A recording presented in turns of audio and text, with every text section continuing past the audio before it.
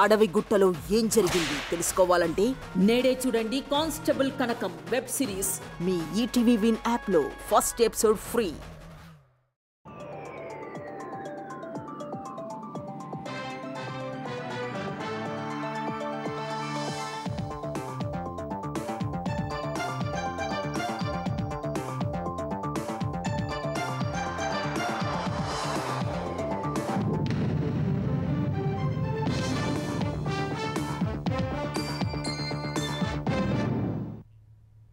నమస్కారం, ETV news కి స్వాగతం. ముందుగా ముఖ్యాంశాలు. జెలెన్స్కీ ఐరోపా నేతలతో ట్రంప్ చర్చలు. పుతిన్తో త్రైపాక్షిక భేటీ ఏర్పాటు చేస్తామని వెల్లడి. ఉక్రెయిన్ భద్రతకు అమెరికా అధ్యక్షుడి మద్దతు. ఈ సీజన్లోనే అమరావతికి ఒక రూపు తేవాలన్న సీఎం. విట్ ఎస్ఆర్ఎంలకు చెరో 100 ఎకరాల కేటాయింపు. గ్రామాల్లో వస్తులకు 904 కోట్లు. 765 చదరపు కిలోమీటర్ల పరిధిలో ఫ్యూచర్ సిటీ అభివృద్ధి. ఆధునికంగా తీర్చిదిద్దాలన్న రేవంత్. సీఎం ఆదేశాలతో మాస్టర్ ప్లాన్ కు తుది మెరుగులు. అల్పపీడనం ప్రభావంతో తెలంగాణలో కుంభవృష్టి. మెదక్, కామారెడ్డి, ములుగు జిల్లాలు అతలాకుతలం. నేడు 8 జిల్లాలకు వర్ష సూచన. ఉత్తరాంధ్ర జిల్లాల్లో కుండపోత. నేడు రేపు కోస్తాలో భారీ వర్షాలు పడే అవకాశం. ప్రకాశం బ్యారేజ్కు 3 లక్షల క్యూసెక్కులకు పైగా వస్తున్న వరద. కుంభవృష్టితో అల్లాడిపోతున్న మహారాష్ట్ర. 7 దుర్మరణం. నాందేడ్ జిల్లాలో వరదల్లో చిక్కుకుపోయిన 200 మందికి పైగా ప్రజలు. ఈసీని ప్రజలే అఫిడవిట్ అడుగుతారన్న రాహుల్ గాంధీ. అధికారంలోకి వచ్చాక సిఈసి ఎన్నికల కమిషనర్లపై చర్యలు తీసుకుంటామని వెల్లడి.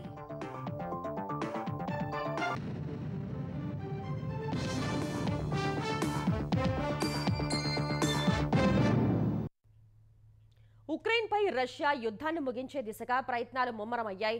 ఇప్పటికే రష్యా అధ్యక్షుడు పుతిన్తో భేటీ అయిన అమెరికా అధ్యక్షుడు ట్రంప్ తాజాగా ఉక్రెయిన్ అధినేత జెలెన్స్కీ ఐరోపా దేశాధినేతలతో చర్చలు జరిపారు.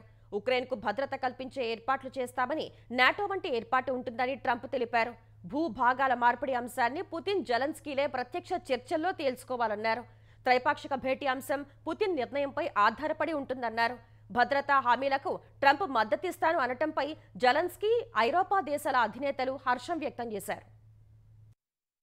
రష్యాతో యుద్ధాన్ని ముగించే దిశగా అమెరికా అధ్యక్షుడు డొనాల్డ్ ట్రంప్తో ఉక్రెయిన్ అధ్యక్షుడు జెలెన్స్కీ శ్వేతసౌధంలో సమావేశమయ్యారు. ఐరోపా సమాఖ్య chief Ursula von der Leyen సహా France, Italy, Britain, Germany, Finland వంటి దేశాధినేతలు, నాటో అధినేత రుట్టే సైతం భేటీకి హాజరయ్యారు. తొలుత జెలెన్స్కీతో ఓవల్ ఆఫీసులో సమావేశమైన ట్రంప్ రష్యాతో శాంతి ఒప్పందం దిశగా పురోగతి ఉన్నట్లు తెలిపారు. జెలెన్స్కీ, పుతిన్ సైతం యుద్ధాన్ని ముగించేందుకు సుముఖంగా ఉన్నట్లు పేర్కొన్నారు. ఇరు దేశాల మధ్య శాంతి దీర్ఘకాలం ఉండేలా చర్యలు ఉంటాయని ట్రంప్ తెలిపారు. ఉక్రెయిన్కు ఐరోపా ఇచ్చే భద్రతా హామీలకు యుఎస్ మద్దతిస్తుందని, నాటో లాంటి భద్రతా ఏర్పాటు ఉంటుందని ట్రంప్ తెలిపారు. ఇందుకు ఐరోపా నేతలతో చర్చిస్తామని చెప్పారు. జెలెన్స్కీ కూడా భూభాగ రాయితీలకు అంగీకరించారని ట్రంప్ సూచించారు.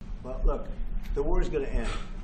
When it ends, I can't tell you, but the war is going to end, and this gentleman wants it to end, and Vladimir Putin wants it to end. I think the whole world is tired of it, and we're going to get it ended. It was, if you look back and you go back long before President Putin, it was always a statement that they would never allow Ukraine into NATO. So that was a statement that was made, but we haven't discussed any of that yet. We're going to be discussing it today, but we will give them very good protection, very good security. That's part of it. And the people that are waiting for us.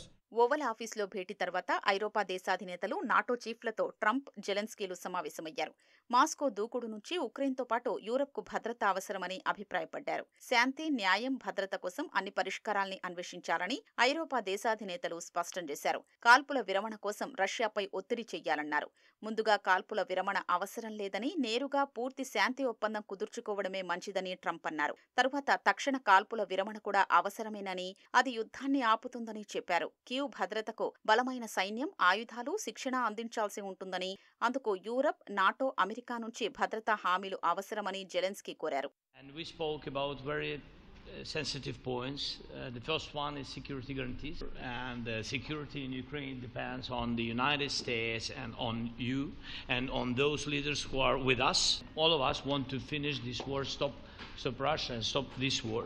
We spoke about it, and we will speak more about security guarantees. This is very important that the United States gives such strong signal and is ready for security guarantees. At all the sensitive things, territorial, etc., we will discuss on the level of leaders during trilateral meeting, and President Trump will try to organize such meeting, and he said that he will come or not come. Ukraine will be happy if you will both want me there, I will be there. Yeah, you know thank you. And I think this is very important. Yes, so security guarantees, bringing kids back, and all our people, not only warriors, first of all warriors, and all the civilians, journalists, a lot of people in prison. So we need them back. ఉక్రెయిన్కు Trump భద్రతా హామీల్ని ఇస్తాను అనడం మంచి పురోగతి అని NATO chief రుట్టే అభివర్ణించారు. ఐరోపా నేతలతో సమావేశం ముగిసిన తర్వాత పుతిన్కు ఫోన్ చేసినట్లు ట్రంప్ తెలిపారు. రష్యా ఉక్రెయిన్ సంఘర్షణను ముగించేందుకు రష్యా అధ్యక్షుడు పుతిన్, ఉక్రెయిన్ అధ్యక్షుడు జెలెన్స్కీ మధ్య ముఖాముఖి సమావేశం కోసం ఏర్పాట్లు ప్రారంభించినట్లు సోషల్ మీడియాలో ప్రకటించారు. జెలెన్స్కీ యూరోపియన్ నేతలతో సుదీర్ఘ చర్చల తర్వాత ఈ నిర్ణయం తీసుకున్నట్లు తెలిపారు. తాను, పుతిన్, జెలెన్స్కీ త్రైపాక్షిక చర్చలు జరుపుతామని, ఇది యుద్ధాన్ని ముగించేందుకు మొదటి కీలక అడుగని ట్రంప్ పేర్కొన్నారు. ఈ సీజన్లోనే అమరావతి నిర్మాణాలు పూర్తి చేసి రాజధానికి ఒక రూపం తేవాలని ముఖ్యమంత్రి చంద్రబాబు అధికారులను ఆదేశించారు. పనుల వివరాలు ప్రజలకు తెలిసేలా ఎప్పటికప్పుడు ఆన్లైన్లో పెట్టాలని సూచించారు. సచివాలయంలో ముఖ్యమంత్రి చంద్రబాబు అధ్యక్షతన సిఆర్డీఏ 51వ అథారిటీ సమావేశం జరిగింది. ప్రత్యేక వాహక సంస్థ ఎస్పీవీ ద్వారా చేపట్టే స్పోర్ట్స్ సిటీ లాంటి ప్రాజెక్టులు అంతర్జాతీయ ప్రమాణాలతో ఉండాలని సీఎం దిశానిర్దేశం చేశారు. రాజధానిలో కాలుష్యరహిత పరిశ్రమలు, పెట్టుబడులు వచ్చేలా చూడాలని స్పష్టం చేశారు. ప్రతిష్టాత్మక బయో ఇంజనీరింగ్ యూనివర్సిటీ అమరావతికి రానుందని తెలిపారు. రాజధానిలో చేపట్టే నిర్మాణాలన్నీ ఐకానిక్ గా ఉండాలని తేల్చి చెప్పారు. ప్రతి ప్రాజెక్టు పరిధిలోనూ ఆర్థిక కార్యకలాపాలు జరిగేలా ప్రణాళికలు రచించాలని ఆదేశించారు. అమరావతిని అనుసంధానిస్తూ కృష్ణానదిపై నిర్మించే ఐకానిక్ వంతెనకు అద్భుతమైన డిజైన్ ఎంపిక చేయాలని సూచించారు. సంప్రదాయ కూచిపూడి నృత్య భంగిమ సహా వేర్వేరు నూతన డిజైన్లను పరిశీలించాలని ఆదేశించారు. మంగళగిరిలో 78.01 ఎకరాల్లో గోల్డ్ క్లస్టర్ ఏర్పాటుకు భూ సమీకరణ చెయ్యాలని నిర్ణయించారు. అంతర్జాతీయ విమానాశ్రయం, స్పోర్ట్స్ సిటీ, ఐకానిక్ బ్రిడ్జ్ వంటి ప్రాజెక్టుల కోసం మరో ఎస్పీవీ ఏర్పాటు చేయాలని సిఆర్డీఏ సమావేశంలో తీర్మానించారు. ఎస్ఆర్ఎం యూనివర్సిటీ, విట్ సంస్థలు, డెంటల్, మెడికల్, పారామెడికల్ కళాశాలల ఏర్పాటుకు రాజధానిలో మరో 100 ఎకరాల చొప్పున కేటాయించాలని తీర్మానించారు. రాజధాని పరిధిలోని 217 చదరపు కిలోమీటర్ల విస్తీర్ణంలోని గ్రామ కంఠాల్లో 64.35 కోట్లతో తాగునీటి సౌకర్యం, 339.04 కోట్లతో రోడ్లు, 110.72 కోట్లతో మురుగునీటి శుద్ధి ప్లాంట్లు, 12.25 కోట్లతో వీధి దీపాలు ఏర్పాటు చేయాలని నిర్ణయించారు. 7 ఏళ్ల పాటు ప్రాజెక్టుల నిర్వహణ సహా మొత్తం 904 కోట్లు ఖర్చు చేయనున్నారు. రాజధానిలో 787.59 కోట్లతో నీటి శుద్ధి ప్లాంట్ల ఏర్పాటుకు 2 ప్యాకేజీల్లో టెండర్లు పిలవనున్నారు. మహాలక్ష్మి హోటల్ కన్సార్టియంకు రాజధానిలో ఎకరా భూమి కేటాయించాలని నిర్ణయించారు. మంగళగిరిలో గోల్డ్ క్లస్టరీ ఏర్పాటు ద్వారా జెమ్స్ జ్యువెలరీ విభాగంలో 5,000 కోట్ల పెట్టుబడులతో ప్రత్యక్షంగా 20,000 మందికి ఉపాధి లభిస్తుందని అంచనా వేశారు. బస్సుల్లో మహిళల ఉచిత ప్రయాణ పథకం స్త్రీ శక్తికి అద్భుత స్పందన లభిస్తోందని ముఖ్యమంత్రి చంద్రబాబుకు అధికారులు తెలిపారు. రోజురోజుకి మహిళా ప్రయాణికుల సంఖ్య పెరుగుతోందన్నారు. సోమవారం ఒక్కరోజే 18 లక్షల మందికి పైగా మహిళలు 0 ఫేర్ టికెట్తో ఉచితంగా ప్రయాణించారని వెల్లడించారు. దీంతో వారికి 7 కోట్లకు పైగా ఆదా అయిందని సీఎంకి చెప్పారు. పథకం ప్రవేశపెట్టిన 4 రోజుల్లో 47 లక్షల మంది మహిళలు ఈ పథకాన్ని సద్వినియోగం చేసుకోగా దాదాపు 19 కోట్ల మేర వారికి ఆదా అయిందని వివరించారు. స్త్రీ శక్తి పథకం అమలు తీరుపై ఆర్టీసీ ఉన్నతాధికారులతో సచివాలయంలో ముఖ్యమంత్రి చంద్రబాబు సమీక్ష నిర్వహించారు. ఘాట్ రూటుల్లోని ఆర్టీసీ సర్వీసుల్లో స్త్రీ శక్తి పథకం అమలుకు ముఖ్యమంత్రి అంగీకారాన్ని తెలిపారు. ఈ మేరకు చర్యలు చేపట్టాలని సూచించారు. ఉచిత బస్ ప్రయాణ పథకం కింద ప్రయాణించే మహిళల గుర్తింపు ధృవీకరణ కోసం ఆధార్ జెరాక్స్తో పాటు మొబైల్ డిజిటల్ లాకర్లోని సాఫ్ట్ కాపీని కూడా అనుమతించాలని ఆదేశించారు. ఎరువులను అధిక ధరలకు విక్రయించే వ్యాపారులపై కఠిన చర్యలు తీసుకోవాలని ఆంధ్రప్రదేశ్ వ్యవసాయ శాఖ మంత్రి అచ్చెన్నాయుడు అధికారులను ఆదేశించారు. ఏపీలో ఎరువుల వినియోగంపై వ్యవసాయ శాఖ కమిషనర్ ఢిల్లీరావు, మార్క్ఫెడ్ ఎండీ మనజీర్ జిలానీ సామున్ ఇతర అధికారులతో మంత్రి సమీక్ష నిర్వహించారు. అధిక ధరకు ఎరువులు అమ్మే వారిపై కేసులు నమోదు చేయాలని సూచించారు. రైతులు ఇబ్బందులు ఎదుర్కొంటున్న ప్రాంతాలకు త్వరగా ఎరువులు సరఫరా అయ్యేలా చర్యలు చేపట్టాలని అధికారులకు నిర్దేశించారు. కేంద్రం నుంచి రావాల్సిన ఎరువుల్ని వేగంగా అందించాలని కేంద్ర మంత్రి నడ్డాను మంత్రి లోకేష్ కోరారని అచ్చెన్న తెలిపారు. రైతులు ఆందోళన చెందాల్సిన అవసరం లేదని, అందరికీ ఎరువులు అందేలా చూస్తామని మంత్రి భరోసా ఇచ్చారు. విశాఖలో పర్యాటక ఐటీ రంగాలను అభివృద్ధి చేసేందుకు కూటమి ప్రభుత్వం కృషి చేస్తోందని ఆంధ్రప్రదేశ్ సాంఘిక సంక్షేమ శాఖ మంత్రి డోలా బాల వీరాంజనేయ స్వామి అన్నారు. 1.5 కోటి రూపాయలతో కైలాసగిరిపై నిర్మిస్తున్న త్రిశూల్ ప్రాజెక్టుకు ఆయన శంకుస్థాపన చేశారు. హోంమంత్రి అనితతో కలిసి బీచ్ రోడ్లో ఇండియన్ నేవీ సహకారంతో ఏర్పాటు చేసిన హెలికాప్టర్ మ్యూజియంను మంత్రి డోలా ప్రారంభించారు. తూర్పు నావికాదళం నుంచి మనకి UH-3 హెలికాప్టర్ మ్యూజియం రోజు ప్రారంభించడం జరిగింది. ఈస్టర్న్ నేవీ నుంచి మనకి ఇది 4వ అసెట్గా మనం తీసుకున్నాం. కైలాసగిరిలో కూడా 1,55,00,000 రూపాయలతోటి 55 అడుగులతో ఎత్తున్నటువంటి త్రిశూలాన్ని కూడా ఏర్పాటు చేసేందుకు శంకుస్థాపన చేయడం జరిగింది. విశాఖపట్నం అనేది సుందరమైనది, ప్రకృతికి సహజంగా ఈ సిటీ అభివృద్ధి చెందుతూ ఉంది. ఇక్కడ పర్యాటకాన్ని అదేవిధంగా ఐటీని పూర్తి స్థాయిలో అభివృద్ధి చేసేందుకు మన ప్రభుత్వం గౌరవ ముఖ్యమంత్రి గారు కంకణబద్దులై ఉన్నారు. రేవంత్ రెడ్డి ప్రభుత్వం ప్రతిష్టాత్మకంగా చేపడుతున్న ఫ్యూచర్ సిటీ ప్రాజెక్టును దేశానికే రోల్ మోడల్ గా 765 చదరపు కిలోమీటర్ల విస్తీర్ణంలో అభివృద్ధి చేయనున్నారు. ఈ ప్రాజెక్టు కోసం ఫ్యూచర్ సిటీ డెవలప్మెంట్ అథారిటీ FCDCను ప్రభుత్వం ఏర్పాటు చేసింది. ఫ్యూచర్ సిటీలో పర్యావరణ పరిరక్షణకు పెద్దపీట వేయనున్నారు.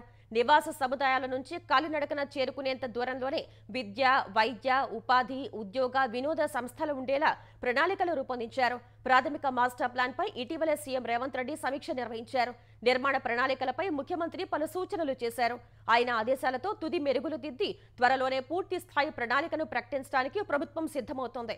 హైదరాబాద్ మహానగరంపై ఒత్తిడి తగ్గించడం, స్మార్ట్ మౌలిక సదుపాయాలు, స్థిరమైన జీవనం, వేగవంతమైన ఆర్థిక వృద్ధితో ప్రణాళికాబద్ధంగా ప్రత్యామ్నాయాన్ని అందించడం ఫ్యూచర్ సిటీ లక్ష్యం. అక్కడ పారిశ్రామిక, నివాసిత ప్రాంతాల్లో వర్షపు నీటి నిర్వహణ కోసం స్పాంజ్ పార్కులు నెలకొల్పుతారు. ఇవి నీటిని గ్రహించి వరదలు నివారిస్తాయి. విద్యుత్ అవసరాల కోసం అధిక సామర్థ్య సబ్స్టేషన్లు నిర్మించనున్నారు. విశాలమైన అర్బన్ ఫారెస్ట్, పాకెట్ పార్కుల నెట్వర్క్తో భవిష్యత్ నగరం హరిత వాతావరణాన్ని బలోపేతం చేస్తుంది. పర్యాటకం, వ్యాపార సందర్శనలను ప్రోత్సహించడంలో భాగంగా ఫ్యూచర్ సిటీ సరిహద్దు వెంట అనేక హోటళ్లు, రిసార్ట్లను ప్రణాళికలో పొందుపరిచారు. టీ ఫైబర్ పనులపై సమగ్ర నివేదిక సమర్పించాలని అధికారులను ముఖ్యమంత్రి రేవంత్ రెడ్డి ఆదేశించారు. టీ ఫైబర్ పనులు జరిగిన తీరు, ప్రస్తుతం వాటి పరిస్థితి, భవిష్యత్తులో చేపట్టనున్న పనుల వివరాలను నివేదికలో పొందుపరచాలని సూచించారు. టీ ఫైబర్ పురోగతిపై తన నివాసంలో ముఖ్యమంత్రి రేవంత్ రెడ్డి సమీక్ష నిర్వహించారు. టీ ఫైబర్ పనులు చేసిన కాంట్రాక్ట్ సంస్థలకు నోటీసులు ఇచ్చి పనులు చేసిన తీరుపై నివేదిక కోరాలని ఆదేశించారు. సంస్థల ఉద్యోగుల సంఖ్య, వారి పనితీరును సమీక్షించాలన్నారు. ప్రతి పల్లెకు, ప్రతి ఇంటికి ఇంటర్నెట్ సేవలు అందించేందుకు ఉద్దేశించిన కార్యక్రమం అయినందున పూర్తి స్థాయి కార్యాచరణ ప్రణాళిక రూపొందించాలని ఆదేశించారు. టీ ఫైబర్ ద్వారా ప్రజలకు మెరుగైన సేవలు అందించడమే లక్ష్యంగా ప్రణాళిక ఉండాలని సీఎం రేవంత్ రెడ్డి ఆకాంక్షించారు. కాంగ్రెస్ ప్రభుత్వ చేతకానితనం వల్ల తెలంగాణకు రావాల్సిన భారీ పరిశ్రమలు పొరుగు రాష్ట్రాలకు తరలిపోతున్నాయని బీఆర్ఎస్ కార్యనిర్వాహక అధ్యక్షుడు కేటీఆర్ ఆరోపించారు. బీఆర్ఎస్ ప్రభుత్వ హయాంలో ఎంతో శ్రమించి రాష్ట్రానికి తీసుకువచ్చిన కేన్స్ టెక్నాలజీ సెమీ కండక్టర్ల పరిశ్రమ కాంగ్రెస్ సర్కార్ అసమర్థత కారణంగా గుజరాత్కు తరలిపోవటం బాధాకరమని ఆయన పేర్కొన్నారు. 2,800 కోట్ల పెట్టుబడి, 2,000 ఉద్యోగాలు కల్పించే పరిశ్రమ తరలిపోతున్నా సీఎం రేవంత్ రెడ్డి కనీసం స్పందించడం లేదని ఆక్షేపించారు. గతంలో తమ ప్రభుత్వం ఎంతో శ్రమించి కర్ణాటకకు వెళ్లాల్సిన కేన్స్ పరిశ్రమను తెలంగాణకు రప్పించిందని కేటీఆర్ తెలిపారు. ఆ సంస్థ కోరిన 10 రోజుల్లోనే కొంగరకలాన్లో ఫాక్స్కాన్ పక్కనే భూములు కేటాయించామన్నారు. ఇప్పుడు ఆ సంస్థ రాష్ట్రం విడిచి వెళ్లిపోయిందని కేటీఆర్ ఆవేదన వ్యక్తం చేశారు. తీవ్ర అల్పపీడనం ప్రభావంతో కురిసిన భారీ వర్షాలకు తెలంగాణలోని పలు జిల్లాలు చిగురుటాకులా వణికాయి. వాగులు, వంకలు పొంగి ప్రవహిస్తున్నాయి. ఇళ్లలోకి వరద నీరు చేరి ప్రజలు ఇబ్బందులు ఎదుర్కొంటున్నారు. ముఖ్యంగా మెదక్, కామారెడ్డి, ములుగు జిల్లాల్లో పరిస్థితి మరింత తీవ్రంగా ఉంది. అల్పపీడనం ప్రభావంతో ములుగు జిల్లాను వరుణుడు ముంచెత్తాడు. సోమవారం కురిసిన కుండపోత వానతో జిల్లా అతలాకుతలమైంది. మంగపేట మండలంలో ఆదివారం రాత్రి నుంచి సోమవారం ఉదయం వరకు 12 గంటల వ్యవధిలోనే 19 సెంటీమీటర్ల వర్షపాతం నమోదైంది. సోమవారం ఉదయం నుంచి రాత్రి వరకు 18.65 సెంటీమీటర్ల వర్షంతో మొత్తం 24 గంటల్లో అత్యధికంగా 37 సెంటీమీటర్ల వర్షం కురిసింది. ఏటూరు నాగారంలో 16 సెంటీమీటర్లు, వెంకటాపురంలో 12, తాడ్వాయిలో 10 సెంటీమీటర్ల వర్షం పడింది. వర్షానికి రోడ్లు, చెరువుల్ని తలపిస్తున్నాయి. మంగపేటలోని గంపోనిగూడెం, మంగపేట గ్రామాల్లోని పలు నివాసాల్లోకి వరద నీరు చేరడంతో ప్రజలు భయాందోళనకు గురయ్యారు. కట్టుబట్టలతో ప్రజలు పునరావాస కేంద్రాలకు తరలి వెళ్లారు. జంపనవాగు, జీడివాగు ఉధృతంగా ప్రవహించడంతో రాకపోకలకు తీవ్ర అంతరాయం ఏర్పడింది. వరి, మిరప, అరటి తోటలు నీట మునిగాయి. ఏటూరు నాగారంలోని పలు గ్రామాల్ని వరద నీరు చుట్టుముట్టింది. ఆయా గ్రామాల ప్రజలు పునరావాస కేంద్రాల్లో తలదాచుకుంటున్నారు.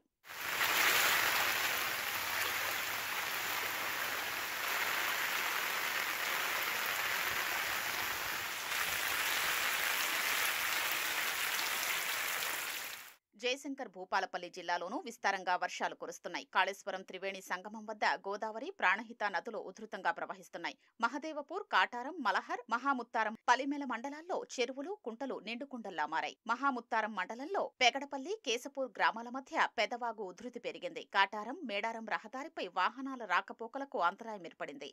లోతట్టు ప్రాంతాల వారిని అధికారులు సురక్షిత ప్రాంతాలకు తరలించారు. పంచాయతీరాజ్ శాఖ మంత్రి సీతక్క రామన్నగూడెం వద్ద గోదావరి వరద ఉధృతిని పరిశీలించారు. పునరావాస కేంద్రాల్ని సందర్శించిన మంత్రి బాధితులకు అండగా ఉంటామని, పంట నష్టపోయిన రైతుల్ని ఆదుకుంటామని హామీ ఇచ్చారు. ఊరలతో కూడా వాట్సాప్ గ్రూప్ పెట్టి విలేజెస్ ఇచ్చే సమాచారం కూడా మనకు ఇమీడియట్లీ వస్తే డ్యామేజ్ ఉన్న కాడల్లా జేసీపీలు ఎక్కడెక్కడ ఉన్నాయో తీసుకొచ్చారు. భారీ వర్షాలకు జగిత్యాల జిల్లా కోరుట్లలో 2 ఇళ్లు కూలాయి. కుటుంబ సభ్యులు పూర్తి అప్రమత్తంగా ఉండడంతో పెను ప్రమాదం తప్పింది. సంగారెడ్డి జిల్లా పత్తికుంట తండాలో ఏకధాటిగా కురుస్తున్న వర్షానికి ఒక ఇల్లు కూలింది. ఇంట్లో నిద్రిస్తున్న తెజావత్ సునీత, ఆమె కుమారుడు కార్తీక్ కు గాయాలయ్యాయి. జోరు వర్షాలకు నిజామాబాద్ జిల్లా సాలూర వద్ద మంజీరా నది ఉధృతంగా ప్రవహిస్తోంది. నిజాం సాగర్ గేట్లు ఎత్తడంతో మంజీరాలోకి వరద ప్రవాహం పెరిగింది. రెంజల్ మండలం కందకుర్తి వద్ద గోదావరి ఉధృతి పెరిగింది. నందిపేట్ మండలంలోని ఉమ్మెడలోని ఉమామహేశ్వర ఆలయం నీట మునిగింది. కొమురం భీం ఆసిఫాబాద్ జిల్లాలో భారీ వర్షాలకు వాగులు, వంకలు ఉప్పొంగుతున్నాయి. పలు గ్రామాలకు రాకపోకలకు అంతరాయం ఏర్పడింది. భద్రాద్రి కొత్తగూడెం జిల్లాలో తాళిపేరు జలాశయానికి భారీగా వరద నీరు వచ్చి చేరుతోంది. జలాశయం వద్ద 10 గేట్లు ఎత్తి 24,000 క్యూసెక్కుల వరద నీటిని దిగువన ఉన్న గోదావరి నదిలోకి విడుదల చేస్తున్నారు.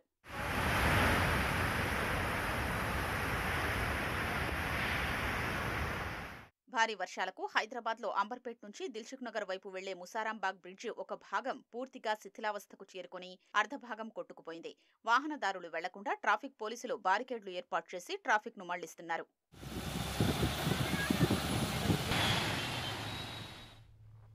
బంగాళాఖాతంలో ఏర్పడిన అల్పపీడన ప్రభావంతో ఆంధ్రప్రదేశ్లో జోరు వానలు కురుస్తున్నాయి. లోతట్టు ప్రాంతాలు, పంట పొలాలు, చెరువుల్ని తలపిస్తున్నాయి. ఎక్కడికక్కడ వాగులు, వంకలు పొంగి పొర్లుతున్నాయి. ఆంధ్రప్రదేశ్ వ్యాప్తంగా 1.83 లక్షల ఎకరాల్లో పంటలు నీట మునిగినట్లు అంచనా వేస్తున్నారు. 1000 కిలోమీటర్లకు పైగా రోడ్లు పాడయ్యాయి. ఉత్తర కోస్తా జిల్లాల్ని వర్షాలు వణికిస్తున్నాయి. అల్లూరి సీతారామరాజు, కాకినాడ, అనకాపల్లి, విజయనగరం జిల్లాల్లో వరద ఉధృతితో పలు గ్రామాలకు రాకపోకలు స్తంభించాయి. ఉత్తరాంధ్రలోని 44 ప్రాంతాల్లో 10 సెంటీమీటర్లకు పైగా వర్షం కురిసింది. అనకాపల్లి జిల్లా బిఎన్ రోడ్డులో విజయరామరాజుపేట వద్ద తాచేరు వంతెనపై వరద నీటి ప్రవాహంతో వడ్డాది, చోడవరం మధ్య రాకపోకలు నిలిచిపోయాయి. విజయనగరం, పార్వతీపురం, మన్యం జిల్లాల్లో నదులు, వాగులు పొంగి ప్రవహిస్తున్నాయి. విశాఖలో సింధియా వద్ద ఐఓసీ ఆయిల్ టెర్మినల్ ప్రాంతం పూర్తిగా నీట మునిగి చమురు లోడింగ్ నిలిచిపోయింది. విశాఖ, కిరండూల్, విశాఖ ప్యాసింజర్ రైళ్లను ఇవాళ రద్దు చేశారు. అల్లూరు జిల్లాలో అన్నవరం వాగు ఉధృతి పెరగడంతో స్థానికులు తాళ్ల సాయంతో రాకపోకలు సాగిస్తున్నారు. డుమ్రిగూడలో ఇళ్లల్లోకి వరద నీరు చేరింది. చింతూరు, రామచంద్రాపురం మండలాల మధ్య 30వ నెంబరు జాతీయ రహదారిపై వాగు ఉధృతంగా ప్రవహిస్తుండటంతో సుమారు 50 గ్రామాలకు రాకపోకలు నిలిచిపోయాయి.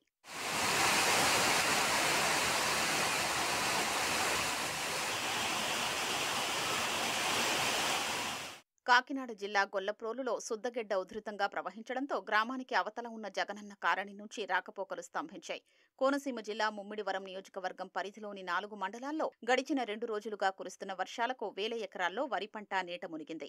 బోదెలు, గుర్రపుడెక్క వ్యర్థాలతో నిండిపోవడంతో రైతులు డీజిల్ ఇంజిన్ సాయంతో నీటిని బయటకు తోడుకుంటున్నారు. ఆంధ్రప్రదేశ్ వ్యాప్తంగా 14 జిల్లాల్లోని 106 మండలాల పరిధిలో 828 గ్రామాల్లో భారీ వర్షాల ప్రభావం ఉంది. ఎడతెరిపి లేని వర్షాలతో పొలాలు నీట మునిగాయి. కొన్ని చోట్ల చోట్ల 4-5 రోజులుగా నీటిలోనే పంటలు నానుతున్నాయి. ఇందులో వరి 1.59 లక్షల ఎకరాలు, పత్తి 19,000 ఎకరాల వరకు నీట మునిగాయి. గుంటూరు, బాపట్ల, పశ్చిమ గోదావరి, ఎన్టీఆర్, కృష్ణా, పల్నాడు, ఏలూరు జిల్లాల్లో పంట నష్టం అధికంగా ఉండొచ్చని అంచనా వేస్తున్నారు. ఎగువ నుంచి వస్తున్న వరదతో కృష్ణమ్మ ఉగ్రరూపు దాల్చింది. శ్రీశైలం నాగార్జున సాగర్ నుంచి వదులుతున్న వరద నీరు ప్రకాశం బ్యారేజీకి భారీగా చేరుతోంది. ప్రకాశం బ్యారేజీకి 3.25 లక్షల క్యూసెక్కుల ఇన్ఫ్లో వస్తుంటే అంతే మొత్తాన్ని దిగువకు వదిలిపెడుతున్నారు. ప్రకాశం బ్యారేజీకి 5 లక్షల క్యూసెక్కుల వరకు ఇన్ఫ్లో వచ్చే అవకాశం ఉందని అధికారులు అంచనా వేస్తున్నారు. ఈ నేపథ్యంలో మధ్యాహ్నంలోపు మొదటి ప్రమాద హెచ్చరిక జారీ చేసే అవకాశం ఉంది. భారీ వరద నేపథ్యంలో కృష్ణా తీర ప్రాంతాల్లో అధికార యంత్రాంగం అప్రమత్తమైంది. కృష్ణానది పరివాహక ప్రాంత ప్రజలు తగిన జాగ్రత్తలు తీసుకోవాలని అధికారులు సూచించారు. వాగులు, కాలువలు దాటే ప్రయత్నం చేయరాదని సూచించారు. ఈ మేరకు ఆంధ్రప్రదేశ్ విపత్తుల నిర్వహణ శాఖ ఎండీ ప్రఖర్ జైన్ ప్రకటన విడుదల చేశారు. పశ్చిమ మధ్య బంగాళాఖాతంలో ఏర్పడిన అల్పపీడనం వాయుగుండంగా బలపడి ఉత్తరాంధ్ర, దక్షిణ ఒడిశా తీరం దిశగా దూసుకొస్తోంది. ఈ మధ్యాహ్నానికి దక్షిణ ఒడిశా, ఉత్తరాంధ్ర మధ్య గోపాల్పూర్ సమీపంలో తీరం దాటే అవకాశం ఉందని భారత వాతావరణ కేంద్రం అంచనా వేసింది. దీని ప్రభావంతో నేడు రేపు కోస్తా జిల్లాలోని కొన్ని ప్రాంతాల్లో భారీ వర్షాలు కురిసే అవకాశం ఉందని తెలిపింది. అల్లూరి సీతారామరాజు, ఏలూరు, ఎన్టీఆర్ జిల్లాలో నేడు భారీ వర్షాలు కురిసే అవకాశం ఉందని హెచ్చరించింది. రేపు అల్లూరి సీతారామరాజు, ఏలూరు జిల్లాల్లో భారీ వర్షాలు కురిసే అవకాశం ఉందని పేర్కొంది. తెలంగాణలోనూ 2 రోజులు భారీ వర్షాలు పడతాయని వాతావరణ కేంద్రం తెలిపింది. నేడు 8 జిల్లాలకు భారీ వర్ష సూచన ఉందని అంచనా వేసింది. ఈ నెల 24న వాయువ్య బంగాళాఖాతంలో అల్పపీడనం ఏర్పడే అవకాశం ఉందని ఐఎండీ పేర్కొంది. భారీ వర్షాలు పలు రాష్ట్రాలను వణికిస్తున్నాయి. వర్షం, వరదల వల్ల మహారాష్ట్రలో 7 మరణించారు. నాందేడ్లో 200 మంది వరదల్లో చిక్కుకోగా సైన్యం, ఎన్డీఆర్ఎఫ్లు సహాయక చర్యలు చేపట్టాయి. ఒక కార్యక్రమం నిమిత్తం మహారాష్ట్రకు వెళ్లిన జగిత్యాల జిల్లా టీఆర్ నగర్కు చెందిన మహిళలు తిరిగి వస్తుండగా వరదల్లో గల్లంతయ్యారు. నాందేడ్ జిల్లా ముద్గేడ్ తాలూకాలో మహిళలు ప్రయాణిస్తున్న కారు వరదలో కొట్టుకుపోయింది. డ్రైవర్, మరో వ్యక్తి బయటకు రాగా మహిళలు గల్లంతయ్యారు. ముంబైలో 177 మిల్లీమీటర్ల వర్షం కురిసింది. పాఠశాలలు, కళాశాలలకు నేడు సెలవు ప్రకటించారు. కొంకణ్, జల్గావ్, కల్వాలో భారీ వర్షం వదిలింది.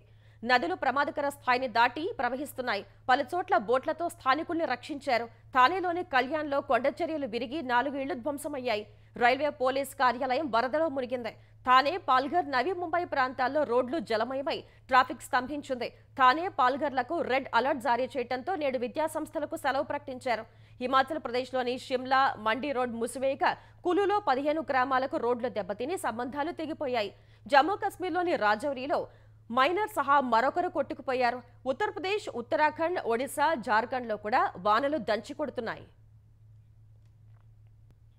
ఓటు చోరీని భారతమాతపై దాడిగా కాంగ్రెస్ నేత రాహుల్ గాంధీ అభివర్ణించారు. బీహార్తో పాటు కేంద్రంలో ఇండి కూటమి ప్రభుత్వం ఏర్పాటు చేసిన తర్వాత ప్రధాన ఎన్నికల కమిషనర్ జ్ఞానేష్ కుమార్, ఎన్నికల కమిషనర్లు సుఖ్బీర్ సింగ్ సంధు, వివేక్ జోషిపై కఠిన చర్యలు తీసుకుంటామని రాహుల్ హెచ్చరించారు. బీహార్లోని గయాలో ఓటర్ అధికార యాత్రలో ఆర్జేడీ నేత తేజస్వి యాదవ్తో కలిసి రాహుల్ పాల్గొన్నారు.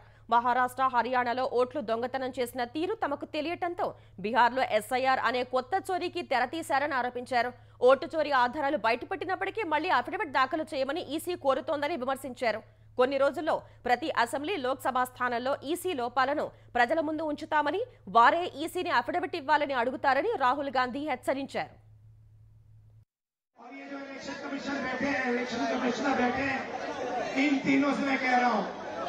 आप एक बात समझ लो, मोदी जी की सरकार है, वो सब ठीक है।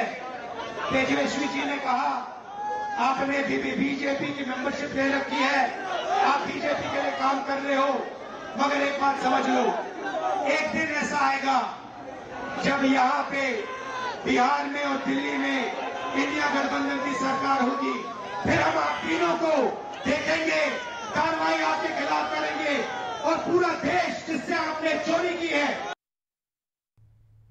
ఉపరాష్ట్రపతి ఎన్నికల్లో విపక్ష పార్టీల పోటీపై నేడు స్పష్టత రానుంది. ఈ మధ్యాహ్నం 12:30 గంటలకు విపక్ష పార్టీలు మరోసారి సమావేశం నిర్వహించి ఉపరాష్ట్రపతి అభ్యర్థిని ప్రకటించనున్నాయి. ఇప్పటికే ఎన్డీఏ ఉపరాష్ట్రపతి అభ్యర్థిగా మహారాష్ట్ర గవర్నర్ రాధాకృష్ణన్ పేరు ఖరారైంది. కాంగ్రెస్ అధ్యక్షుడు మల్లికార్జున ఖర్గే నివాసంలో సమావేశమైన CPM, TMC, RJD, Samajwadi, DMK, JMM నాయకులు విపక్షాల ఉపరాష్ట్రపతి అభ్యర్థి కోసం పలు పేర్లను పరిశీలించారు. డీఎంకే నేతలు తమిళనాడుకు చెందిన ఇస్రో శాస్త్రవేత్త పేరును ప్రతిపాదించగా కాంగ్రెస్ మద్దతు తెలిపింది.